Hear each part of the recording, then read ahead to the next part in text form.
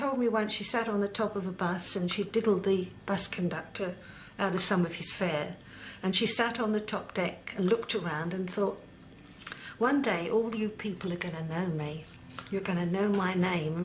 Ladies and gentlemen, will you please glance at your programmes?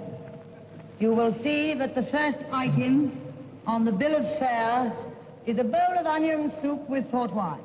In the 1950s, Fanny Cradock did become a household name and changed the face of British cooking. There was this glamour that she brought to it. I mean, somebody cooking in these lovely dresses and made up and, you know, walking in with a white fur and then proceeding to actually cook.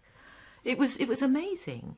And now you simply whip each raw egg and little drop of port together in each bowl. She was the first glamorous television cook, but behind the glass was a woman with a complex past, driven by ambition. Fanny Cradock was the first chef to become a television personality and lifted British cooking out of its post-war drabness. Food was actually incredibly dull, if not bad. Really awful. English food was, you know, except in the very best places, was absolutely ghastly. I've had no time for lunch. What's for supper? I've made fish fingers with a very good sauce. You do like fish fingers, don't you, darling? Oh, yes, I love fish fingers. What's the matter, darling? Don't you like it? Oh, it's delicious. I just had rather a big lunch. The war was over, so the kind of adrenaline had gone out of everybody, and we were left with this very dingy country where you couldn't get your house painted and you couldn't get any food and you couldn't, you know. And Fanny just swam into that. In the 50s. In the 50s. Yeah. Big lunch? But I thought you just said you were on the site yes, all day. well, you see, we've got a new chappie there with a kind of Did candy. you have a good dinner tonight? Make sure you do every night by watching Fanny and Johnny Cradock in the Bon Viveur programme, immediately after the news. We ought to watch that. I suppose you mean I ought to watch it. What Fanny decided to do was to teach middle-class women to cook and to do it well and to entertain, which of course nobody had been able to do much during the war because of rationing. And so the whole thing was to make it incredibly glamorous and make people feel good about cooking and smart doing it. She was the first person to sort of cook on television who didn't do it like a school teacher. You know, Philip Harben and the others had all come in chef's uniforms and it was all very a cookery demonstration. And Fanny brought fun and imagination into cooking. She did a show called Kitchen Magic, and I think it was magic. All right, then, go on. Show me how to make a good dinner every night. My dear Janet, nothing could be simpler. A lot of us up until then, I think, had thought that cooking was a bit of a drag and a bit boring. But she put it in, she also showed you that an ordinary person could do elaborate things. Right, little bits of tissue paper. Cut into little frills and wound round the finger. Can we put, if we can persuade it to go on. Not only was the timing right for Fanny, but her style of cooking, particularly her exotic presentation of food, was revolutionary and caught the public's imagination. Because otherwise this dish is going to look very flat and colourless. So you've got always to remember to lift up your colours, but never... Just as Fanny enhanced the presentation of her food, she also added colour to her own past. You were never quite sure with Fanny whether she was speaking the absolute truth. I think she was given to, if not exaggeration, colorization. She did colour things and make them more interesting to the person she was talking to. So you never quite knew about what she claimed for herself. In 1960, at the peak of her fame, Fanny wrote her autobiography, Something's Burning. In it, she rewrote anything that undermined her carefully crafted public image. Fanny threw a launch party to celebrate and surrounded herself with the rich and famous. She had achieved ostentatious success, but nobody at the party knew about her past, what was true and what was false. Hear her talk about her parents. They were kind of aristocracy, French aristocracy, but one doesn't know what the background was like. There were enormous stories about sort of Christmas. Christmas was one of the things. Huge Christmas trees, darling. I mean, the tallest footman had to light the top candle. Footman? I mean, I can't believe... Well, they didn't have foot... So she lived in a kind of fantasy world. She built a kind of fantasy world. But I don't think she was lying. I know that sounds ridiculous. I think she believed it. I think she really had made a background for herself. You sort of got this image of her, of coming from a grand family and a grand house and a great background, and she often talked about the butler used to come in with this or something, and you never questioned it. It was all Fanny, you know. Sometimes Fanny was a bit like watching a pantomime, you know, it wasn't real life at all. Fanny was born Phyllis Nan Sortain Peachy in her grandparents' house in Leytonstone, Essex, on the 26th of February 1909. Fanny's father, Archibald Peachy, was a playwright. Her mother, Bijou, was a flighty young amateur actress and singer. Fanny wanted to emulate her father as a writer and her mother as far as the stage was concerned, and she always had this driving ambition, not only to write, but to actually go on the stage. And she did eventually manage quite successfully to combine the two. Fanny wrote about her mother, Bijou. Mother was born without logic. She was gay, fascinating, and utterly inconsequential. It sounds, actually, the way you're talking there, that you didn't like your parents very much. Is that so? My parents didn't care for me at the beginning. You see, Mummy was 15 when she ran away with my father, and he was 32. And there was only one Grail in the family, and that was to produce a son to carry on the name. She got me instead. She was very bored. Bijou seemed to be more interested in men and parties than looking after a baby. In her autobiography, Fanny wrote, I was a year old when Mother took me to see Gran on her birthday. Mother dumped me on the billiards table and, running upstairs to see Gran, promptly forgot my existence.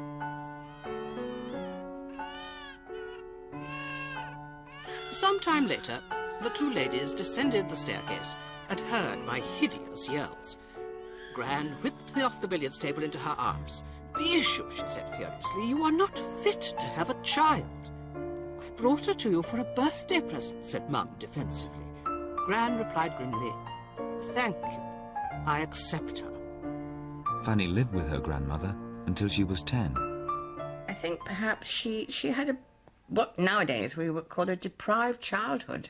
She lived in a comfortable home, but she didn't see enough of her parents.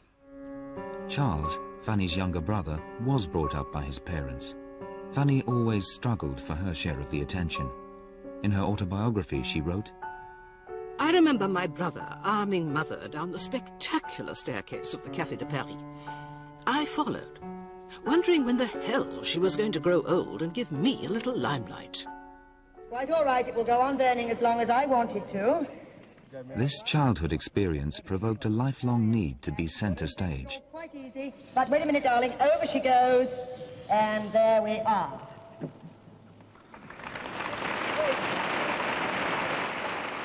She couldn't exist unless she was starring. There must have been a very, very deep and basic insecurity there, I think, somewhere. And I think this is where Johnny came in and really gave her the background. I mean, he was the kind of sponge that she could lean on. Take this. Take this, Johnny.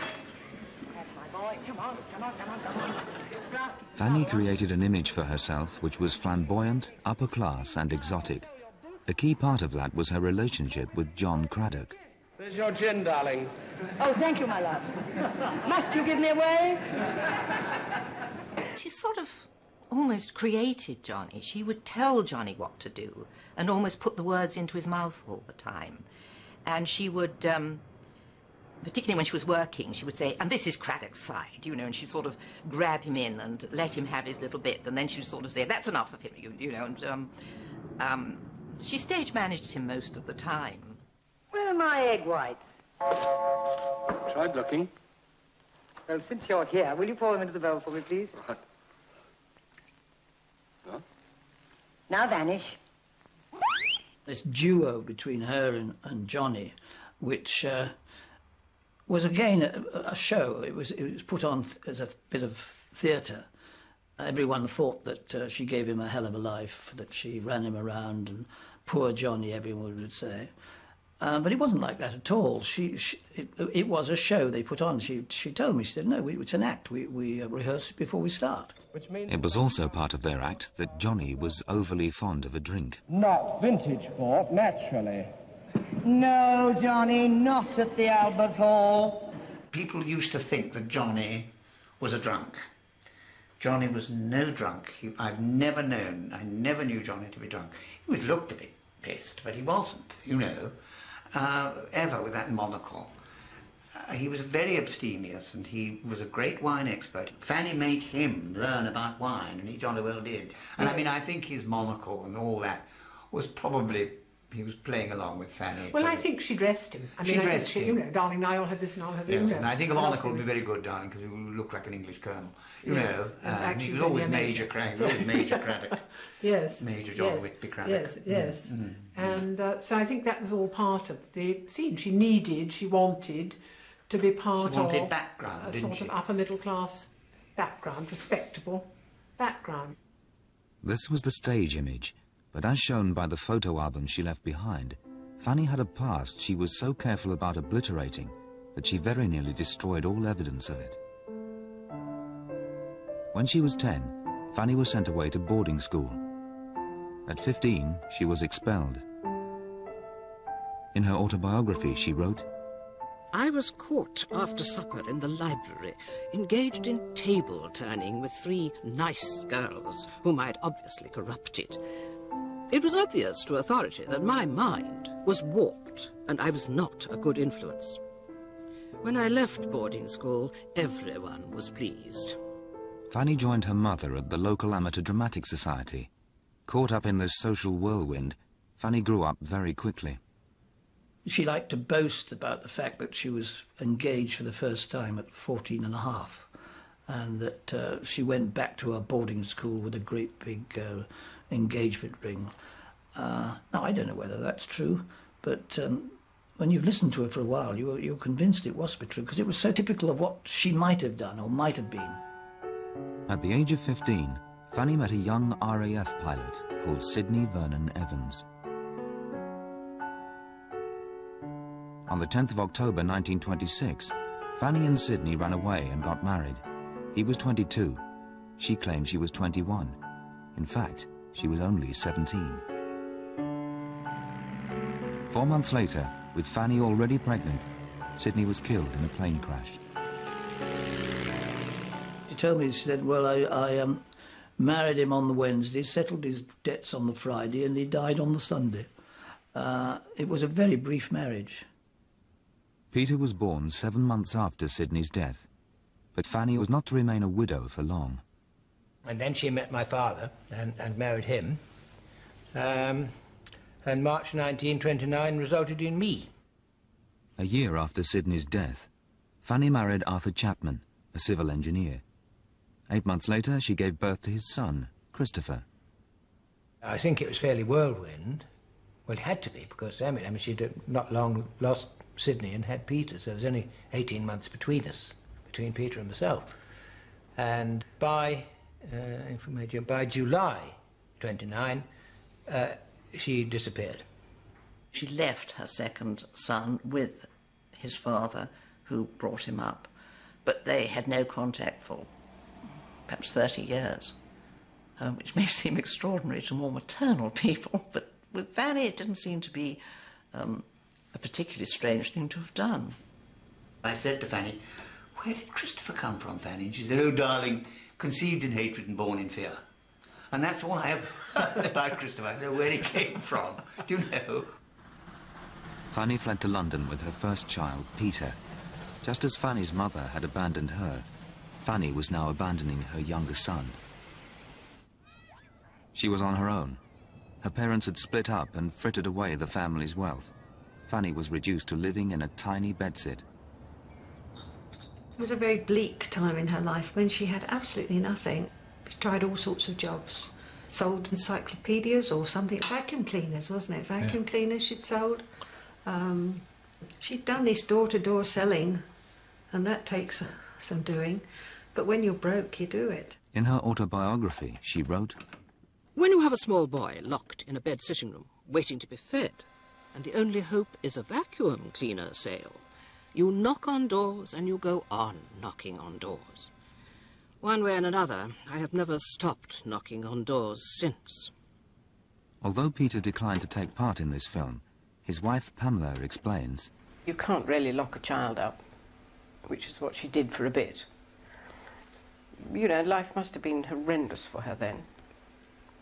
And you didn't have people to go to and counselling, welfare people, you was a state who would hand out this and hand out that. There was nothing, no social services to help you, I don't think.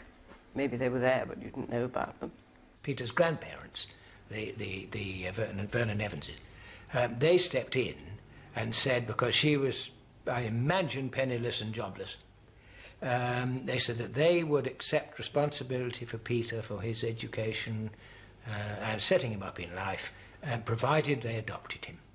Sidney's father adopted Peter on the understanding that Fanny would have no contact with him until he reached the age of 21. She agreed.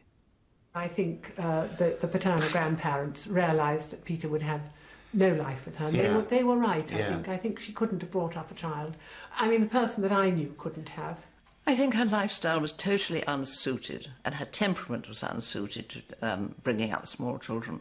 Maybe if she'd had enough money to have nannies and nurseries and all the trimmings, she would have coped with small children. It would be many years before Fanny saw her sons again.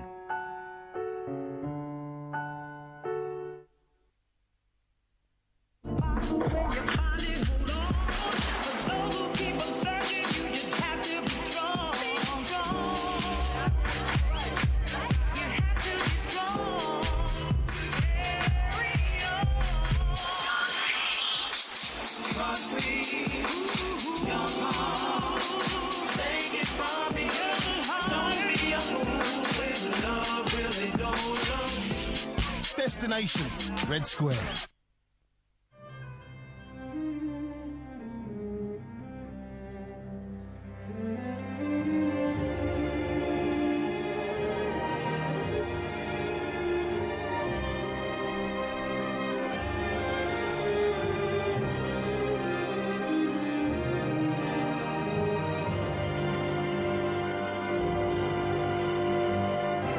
Miracle, you make it happen.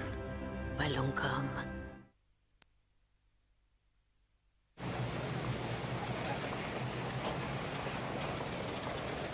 Fanny was a survivor. Through hard work and ingenuity, she had got through the Depression. She hit rock bottom, and when you can't go any lower, there's only one way to go, up. And if you really you've got it in you, and she had it in her, because she had the intelligence. And once she started, she got the momentum going up. She kept it going. Fanny decided to go into business. She used the social contacts she had forged to open a dressmaking shop in Kensington. Elsa Waters worked for her. She had the knack of knowing what would suit people, and so she was like up front in the shop. But I don't think she could sew a button herself, but it didn't deter her from running a shop, which I think is very ambitious. In 1938, Fanny met a man 2 years her junior called Greg Holden Dye. Something of a playboy, he also cut a dashing figure as a member of the auxiliary fire service. It was a very young, romantic relationship at the beginning. Greg was a very good-looking young man, full of life, full of fun. He had a boat, he had money. He used to whiz past the shop in Knightsbridge on a fire engine, ringing the bell like crazy, and she'd rush to the window and said, "Oh my God, there's Greg." He was hanging on the back of a fire engine. Fanny's relationship with Greg resulted in her third marriage. On her marriage certificate, she claimed that she was a widow, but although her first husband was dead, Arthur Chapman was not to die for another 50 years, and they never divorced. Fanny had to keep the secret of this apparently bigamous marriage until she died. However, just 2 months after marrying Greg, Fanny met the man with whom she was to spend the rest of her life. The Second World War had just broken out. One evening in November 1939, Fanny was a volunteer with a concert party entertaining troops at an artillery battery in East London. Major John Cradock was stationed here. She arrived there thinking, what a bore this whole thing is. Why am I here? And then she said this balding man approached and said, oh, let me get you a drink. And for some reason, they just knew from that moment onwards they were destined for each other. He said she wasn't the most good-looking woman when he met her, but he just so liked her mind. And that was how it all started. I think the steadfastness of his life attracted her at that point in her life. She, I think, felt that she should settle with someone that was going to carry her forward or help her to go forward. And I think she saw the potential in being with Johnny. Educated at Harrow, Johnny had lived an extremely conventional life. He had married into a Scottish society family and had 4 children. Fanny was soon to change all that. He gave up his wife, his 4 children, a job in his father's business, and indeed, I think, really, most contact with his father. I think the family was shattered because he was a family man up till that moment. But there was nothing, there was no way that he was going back. He had a taste of this exciting life, and I think he was mesmerized by Fanny. This was the beginning of a personal and professional partnership which lasted nearly 50 years. Johnny, you've tended in your television appearances to be one step behind Fanny. I can't help wondering, what's deliberate policy, or is it that you're a reluctant television performer? No, I think it started really from a stage gimmick, but it's quite different to our home life, I can assure you. Now, I always get my own way with my husband on trivial things. In the matters of major policy, a girlfriend of mine many years ago said, you know, a mule is capricious in comparison to Cradock. Now, you may take it or leave it, but that is fact. Mark, you 26 years, and I still wouldn't change. What about you? No, I certainly wouldn't. When Fanny and Johnny started life together, they had little money. Johnny had problems with his sight and was invalided out of the army. He took a menial civil service job. Fanny started a writing career which was to result in over 100 books by the end of her life. In 1945, at the end of the war, Fanny was now calling herself Mrs. Cradock, although she and Johnny were not married. She had reinvented herself and had 3 published novels to her credit. Under a variety of pseudonyms, Fanny started writing beauty and fashion articles for several papers. Winifred Carr was editor of the Daily Telegraph Women's Page. She was a very good writer. She could write about anything. And we discovered that she knew a great deal about food. And it was food that we were interested in because food was in the news. People were beginning to buy things again, things that just hadn't been around during the war. With the end of rationing, people rediscovered an interest in eating in restaurants again. And so we decided to send her around the country to have a look at restaurants. And she and her husband, Johnny, dreamt up the name Bon Vivant. And this was extremely popular.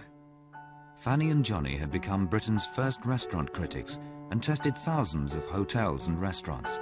They set standards of dining throughout the post-war years. Success finally gave Fanny the lifestyle she craved. Meanwhile, her first son, Peter, was now 21. The enforced separation was over. Evangeline Evans, Fanny's neighbour in South Kensington, remembers Peter's return. When he was 21, darling, I'm getting Peter back, and he appeared. And I must say he was bliss. I did really like him, very, very much indeed. And we had a heavenly time. I mean, I had a heavenly time because Fanny, of course, was making up for 21 lost years. And so he was kitted out with the most incredible sort of dinner jackets and silver cigarette cases and blah, blah, blah, and quite a lot of money, I think. And he and I just used to go dancing and used to go out to dinner and used to have enormously enjoyable times. But the reunion was not a success. Elsa Waters, seen here with Peter, remembers how Fanny's new lifestyle proved to be too much for him. She was, you know, she was effervescent And she was striving to be the best, always striving to be the best. And he was much more laid back. Over the next 7 years, Fanny and Peter maintained a distant relationship. In a bid to close the gap between them, Fanny suggested that Peter join her and Pamela, the latest of her many protégés, in a catering venture. Pamela explains why it failed. I think he realised he couldn't fight against her, and he just would not get on, which I could see. She's such a strong lady, very. And I think probably being a blood relation was much more difficult. So he just said to me, well, I can't go on. I'm going. I don't know if he even said goodbye to her. Said goodbye and shut the door, I think. Meanwhile, Pamela broke the news to Fanny that she and Peter were to marry. She looked at me with her big eyes and she said, Johnny and I have known this all along, and you know it'll end in tragedy. So I was so speechless, I just walked away. I mean, I was 20 then. And, you know, what do you say to something like that? As she so often did when someone went against her plans, Fanny cut Peter out of her life. She also tried to ruin his career. After that, he decided, well, I'll give it a go and see if I might go abroad, and he's never looked back. And we decided we're better, perhaps. We were better in different countries. Peter and Pamela have lived in Kenya for the last 40 years. While Fanny failed as a mother, her career as bon viveur went from strength to strength. She had an idea that it would, and we thought it was a good idea too, that it would be a good idea to not only write about cookery, but to show people how it could be done. And she always wanted to go on the stage. I suppose because of her background, she had a great feeling for the theatre. And she used to actually cook a dish on the stage, something like a soufflé. And we used to mount these shows up and down the country. We actually took the Albert Hall at one point and filled it. And then you think about that woman next door that you have never really liked, but you are too nice to tell her what you think of her, so you take it out on the sauce, huh? And that is the perfect way to make a soufflé. So The shows were hugely successful, and the couple toured the country. Fanny was a natural performer. and doing the same thing over and over till it's finished. Fanny and Johnny adapted their stage show into a play. Tenniel and Evangeline Evans co-starred. Tenniel and I were meant to be a poverty-stricken young couple who ate all the meals. Well, it's exactly what we were. One of the things that we had to eat was a kind of very fishy anchovy prawn pancake, which neither of us liked. There was this wonderful occasion during the play. We had to take a mouthful of this thing. Evangeline was about to put a forkful of this thing into her mouth, and it was glowing. I said, "Don't eat it!" And the audience was down there. "Don't touch it!" And it was actually luminous. glowing. Actually luminous. Mm. Hygiene was never one of Fanny's strong points. We rehearsed in her kitchen. In South Terrace. In South Terrace. And all sorts of things got onto the kitchen floor, and it was never clear. She just put another layer of newspaper down. So we were sort of going... So we were going stomping about on this thick layer of newspaper, and she was making a gougère, which is a kind of batter pudding, but with cheese, French, with cheese. And it kept on going wrong, kept on going wrong, kept on going wrong. And finally she took it and she threw it at the sink, this pudding, this batter pudding, and it sort of hit the side of the thing and went, ugh, you see, down the side. And it was there, hanging down on that sink for about 3 or 4 weeks before anybody cleared it up, wasn't it? Yes. Every time we went in, there was this pudding still hanging there, like a corpse on a bridge, do you know? The public assumed that Fanny and Johnny always ate well at home, using only the best ingredients in elegant surroundings. The opposite seems to have been true. One day they had some ham in the fridge, a ham, and it was crawling with maggots. And I said, "Oh, you know, Fanny, this is disgusting. We've got to throw it away." And she said, "Nonsense, nonsense, darling. Just put it into water, boil it up, and maggots are good for you." She said, "No problem with that at all." So she put it into water and she boiled it up, and she and Johnny ate it. I didn't.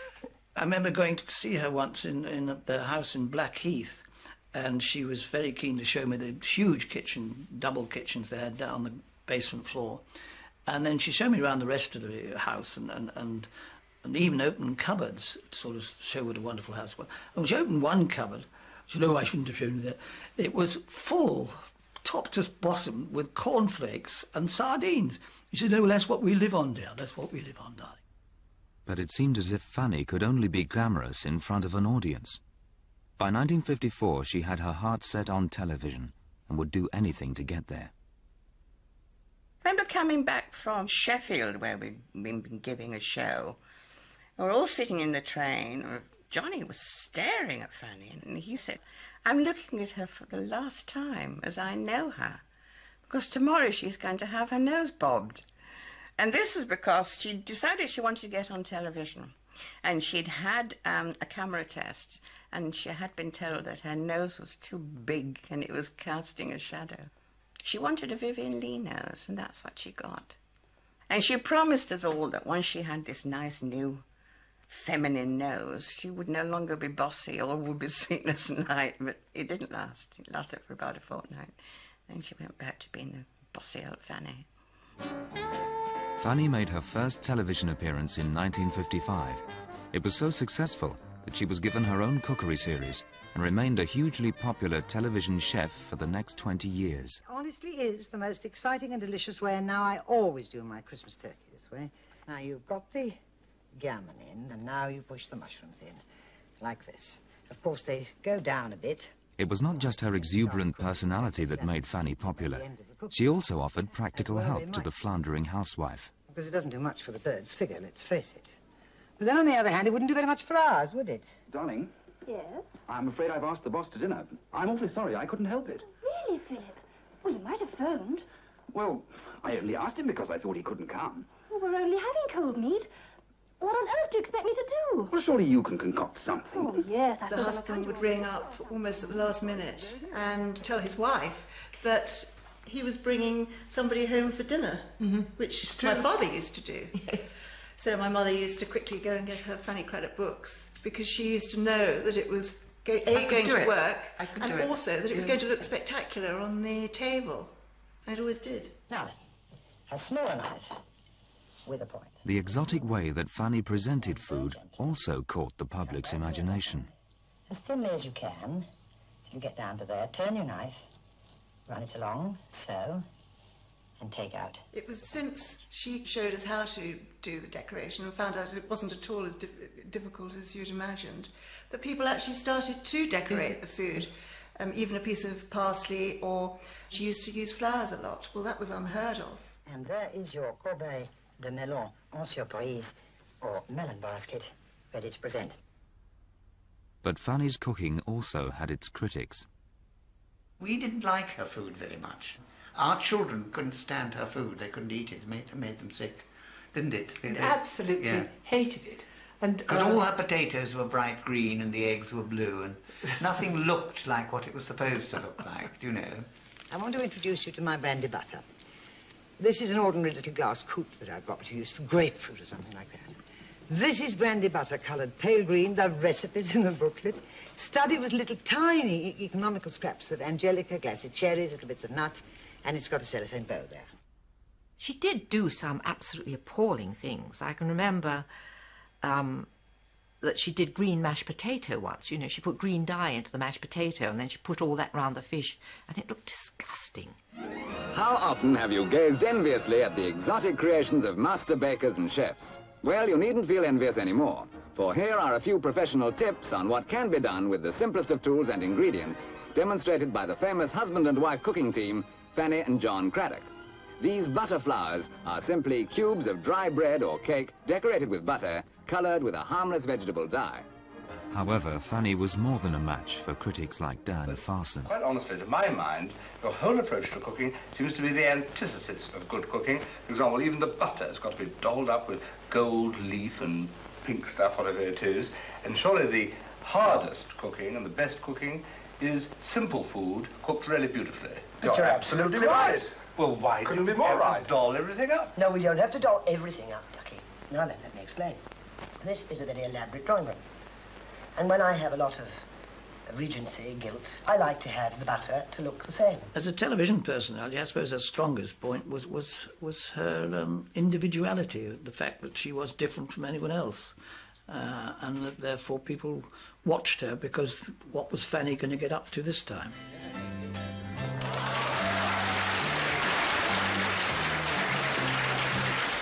Fanny's popularity had extended beyond cookery programmes. She was now a household name. She was perhaps not talented is the word, but she was certainly magnetic. And in those days, as now, but even more so in those days, the idea was to get people to watch television. And certainly people watched it because it was Fanny. It's Fanny Cradock. I saw that one where you shoved all those mushrooms up the chicken. My mother and I sat there enchanted. It was that special one where you shoved them all up inside the skin. Fanny's fame brought her to the attention of someone she hadn't seen for 28 years. Christopher, her second son, found out that his mother was the now famous television cook. So I wrote and said, hello, this is me. And back came a very enthusiastic letter, I must say. And so I duly went up to London and met her with Johnny. Was very well received, and we hit it off pretty well. So we were in touch for a while then, for a few years, for about 5 years, I suppose. She was thrilled to bits. She was absolutely, you know, this is wonderful, and she couldn't do enough for him, and he was around the house, lovely, lovely person. We all fell in love with Christopher. Much to Fanny's displeasure, Christopher fell in love with her latest protégée, Jane.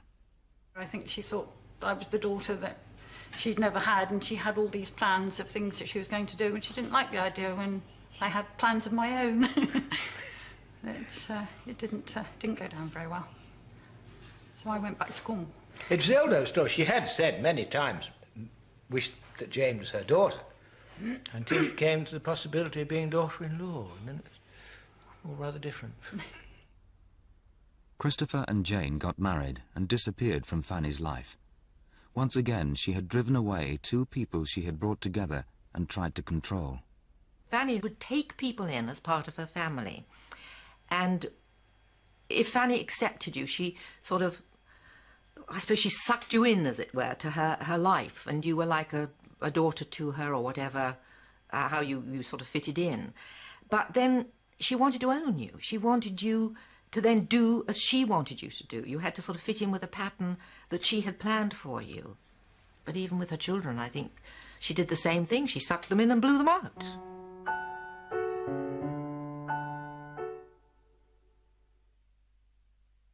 Thank you very much for the Christmas present. Thank you very, very much. Thank you very, very much. Thank you very much for the Christmas present.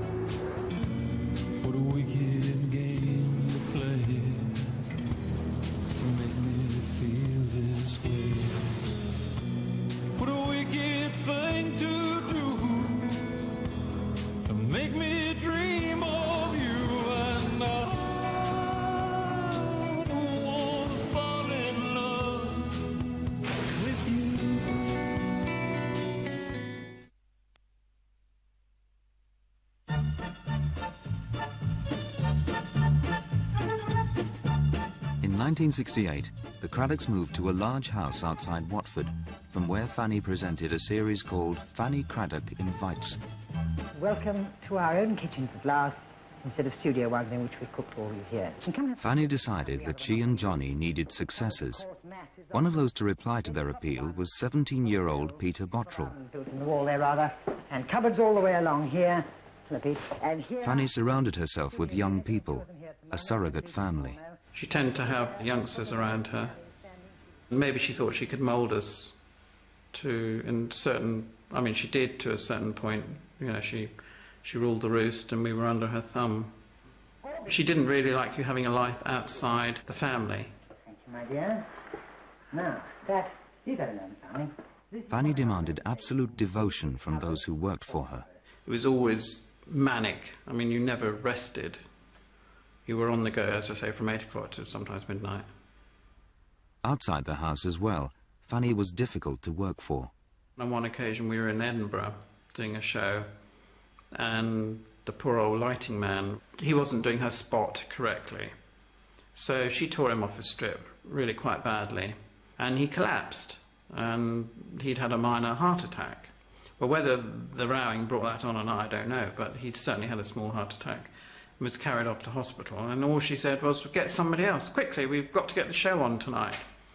And then that night we did the show, and there were 4 big lights over her demonstration table, and one of them just happened very strangely to miss her by 2 inches as it came crashing to the stage floor.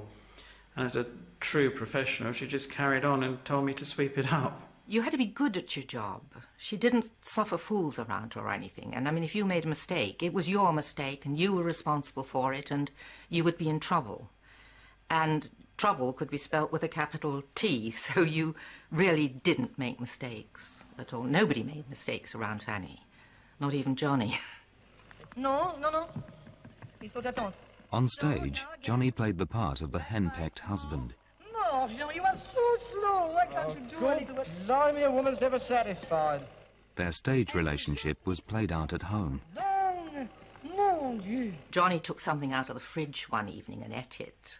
And the next day Fanny came down and she was looking in the fridge and said, "Where is the remains of that so-and-so," whatever it was. And we all waited for Johnny to say, "I ate it," and he didn't. And she turned round on us. There were about, I think, 3 of us there at the time, and sort of said, "Which one of you has had it? Now, come on. I won't have this. You know, if you want stuff, you can ask for it." She went on and on at us. And, of course, we weren't going to say Johnny took it. And he never, ever, she just got very angry with us all, and Johnny never said that he'd taken it. I think he was afraid of her. My mixed grill. Janet. All right, you better go. It's Fanny wants you again. I'll show you this later. Johnny put up with Fanny, I think, and almost anything from her because, I don't know, I think he loved being Johnny Cradock, you know, and being part of Bon Viveur and part of Fanny Cradock. It's difficult to assess whether he would have ever made anything like that of his life without Fanny. I don't think he would have done. I think he would have been quite a non-entity without Fanny. Absolutely. He really knew what he'd got. He was no half-wit. No, absolutely not, no. And I think he loved her. And he absolutely stuck by her. I mean, he was completely and totally loyal, always to her. I never heard him criticise her. No. I never even heard him argue with her. Do you know? I've seen him cry because she was so brutal. Yeah.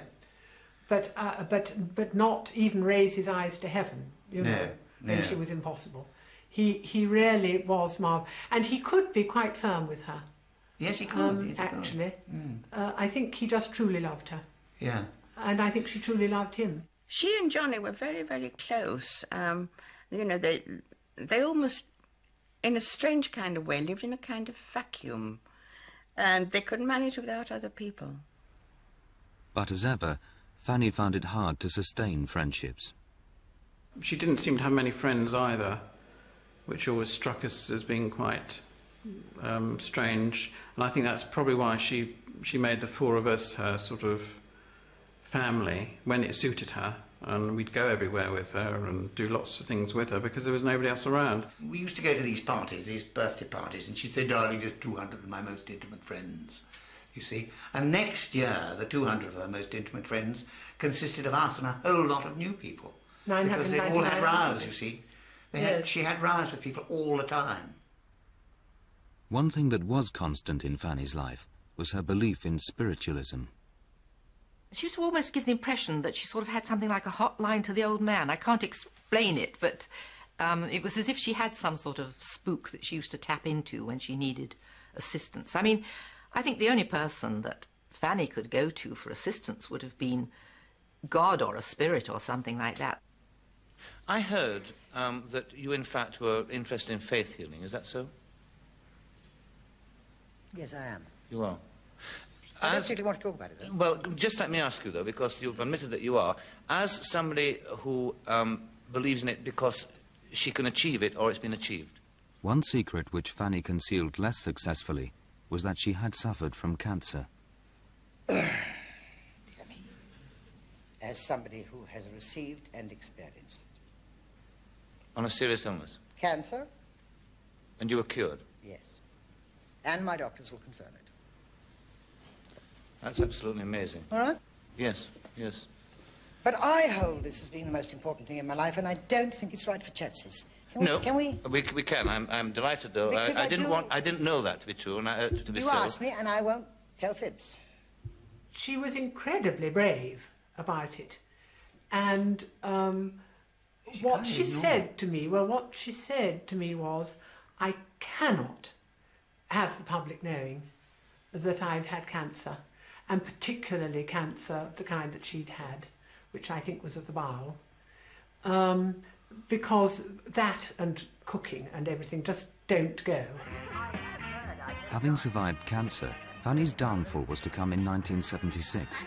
She was invited to appear on Esther Ranson's The Big Time to comment on a menu prepared by Gwen Troke, a competition-winning housewife. What do they start with? Seafood cocktail. Yes, you see, it's right. A seafood cocktail. And then straight into the duck.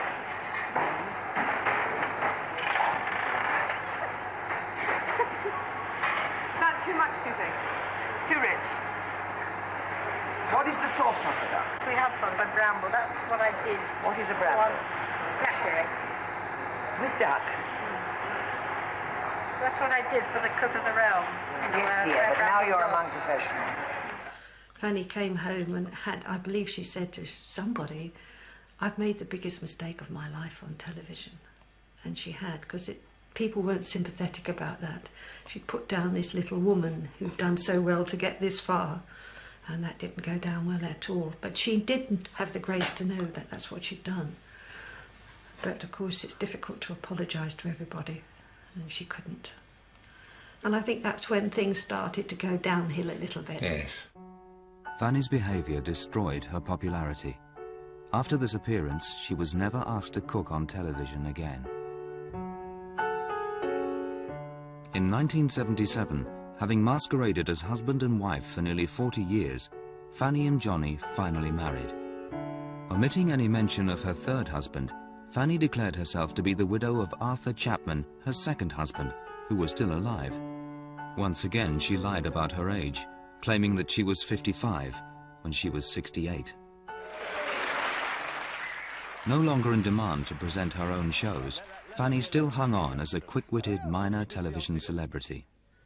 Oh, that's a silly question. I thought it was one of my best, actually, Fanny. Well, I'm rather inclined to think the same, but I'm... Oh, yeah, oh, yeah. I don't think she was hard up or anything like that. All that was missing was the limelight. Yeah, and that's...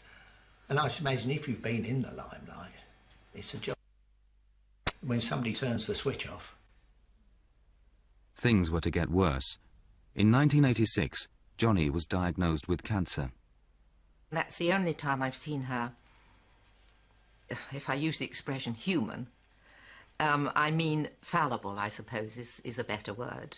She was really genuinely upset and slightly out of control from the sort of controlled Fanny that I'd always known. When Johnny became ill, it was a bit sad because Fanny couldn't take illness. No. And I think she thought when he went into hospital, that was it. He wasn't dead, but he'd gone into hospital and that was the finish. He wasn't ever going to be the person that she knew, and she couldn't face that at all. But his last words always were of Fanny. On January the 30th, 1987, after almost 50 years together, Johnny died.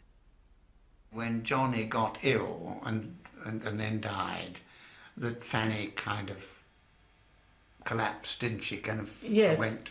Well, I think that was it. I think he was her strength. He was her strength and her background. He was the only real thing in her life. After Johnny's death, Fanny became increasingly isolated. She even lost her much-loved dog when it was run over. Fanny was totally broken by this, and she said it was the last living link she had with Johnny. It was the last thing that he'd bought for her. She sat all night with this dead dog in her lap, which was dreadful. She was a sad creature when he died, and her life was... She believed in reincarnation, so she thought she was going to meet him again. In what life she didn't know, in which way. But she used to say, no, I'm just waiting to go now to join him.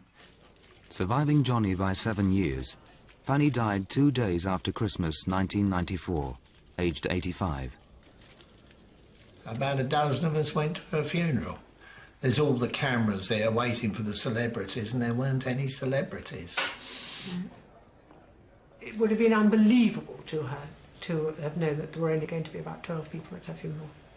But in a way, not surprising. That's the awful thing about it. I think not a surprise. Not a surprise. She was abandoned. Yes.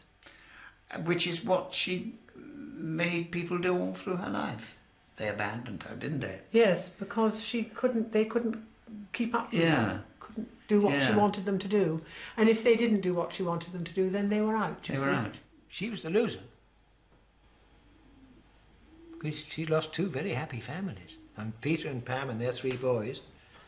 And us with our 2. Could have been very nice. It's a pity.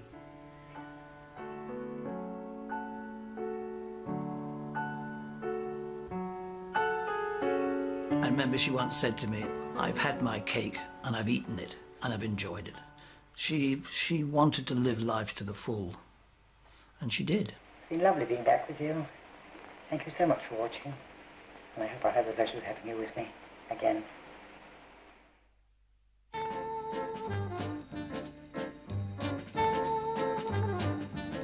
All the hoo-ha that surrounded the scary hurricanes of 1998 in America. Storm Force tomorrow night at 4:30. Next tonight, a foxglove is a thing of beauty with bloom.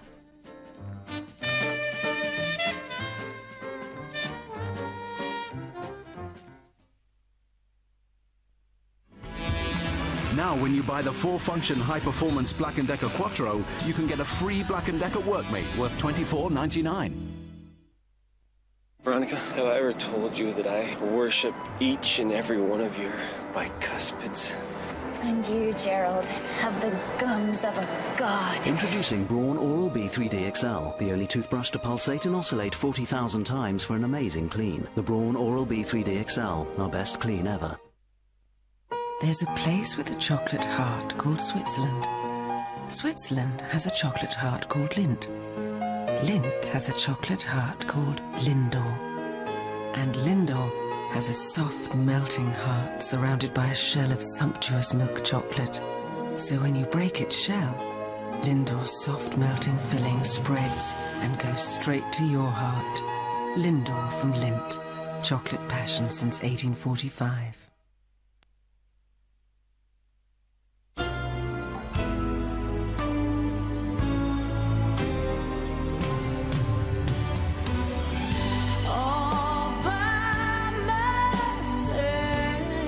Will she get her man? Find out in the last of the series. Ally McBeal, Wednesday at 10 on 4. Irish Republic. The Republic of Ireland will do, yes. Sheila, please. Halcyon is a poetic word used for which bird? Crested grebe. Kingfisher. Correct. Paul, please. Oh. International organisations. In which European capital city are the headquarters of NATO? Paris.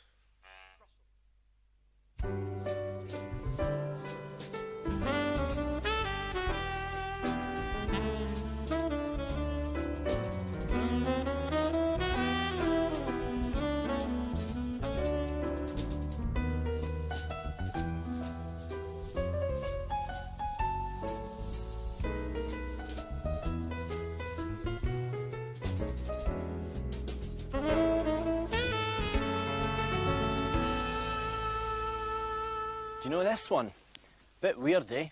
Well, it's called Isoplexus septrum, And believe it or not, it's in the same family as these yellow foxgloves. Now, I know that seems a bit strange, but see if you pick a flower off and put it next to the isoplexis, you can actually see how they're the same shape as each other. And that's because they're both in the Scrophulariaceae. Scrophulariaceae